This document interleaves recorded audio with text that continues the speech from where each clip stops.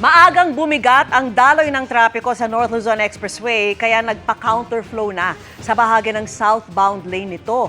Pero pati sa lane na yan, dumarami na rin ang sasakyan. Silipin po natin ang sitwasyon ng trapiko roon sa live na pagtutok ni Rafi Tima. Rafi. Vicky, nabawasan na malaki yung volume ng mga sasakyan dito sa papasok sa NLEX sa mga oras na ito. Maiksi na yung pila ng mga sasakyan dito sa may Balintawak Toll Plaza. Pero ayon nga sa pamunuan ng NLEX, maagang dumagsa yung mga motorista dito sa NLEX. Kaya kahapon pa lang ay nakaranas na sila ng matinding traffic. Sa drone video ito, alas 3 ng hapon kanina, kitang mabagal na ang daloy ng mga sasakyan sa northbound lane ng NLEX paglagpas pa lang ng Balintawak Toll Plaza. Kadalasan, ang ganitong dami ng mga sasakyan, nararanasan lang daw nila kapag Huwebes Santo. First Holy Week na Tuesday pa lang marami nang bumiyahe. Actually kahapon around 5 to 11 talagang tuloy-tuloy na mataas po yung volume natin. And also first time na Holy Wednesday na morning pa lang mataas na yung ating volume.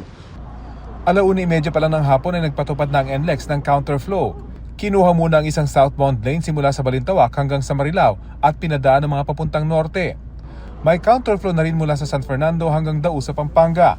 Pero hindi lang northbound lane ang matraffic ngayong Miyerkules Santo. Marami din po yung pa-southbound natin kaya gagawin na lang namin pagka talagang sobrang dami na yung pa-southbound, ititigil muna namin yung counterflow para lang ma-ease up yung traffic natin ng southbound. Posibleng nakaapektuhan nila sa maagang traffic sa NLEX ang half-day work from home ng mga kawani ng gobyerno ngayong araw. Pero posibleng natuto na rin nila ang mga motorista sa mga nakaraang mahal na araw. Taon-taon na yung nararanasan nilang sobrang bagal yung daloy ng traffic natin dahil sa volume. Mula po hapon ng Miyerkules hanggang halos tuloy-tuloy yun dahil madaling araw pa lang po ng Huwebes hanggang hapon ng Huwebes talagang ganun po yung sitwasyon po natin. So maaaring yung ating mga kababayan ay inagapan na po nila yung pagbiyahe nila. Sa ngayon, 2 minor accident kanina madaling araw pa lang ang naitala at walang matindi. At dahil marami pa rin daw ang gumagamit ng cash payment, ginawa na nilang 4 na lanes ang para sa mga magbabayad ng cash.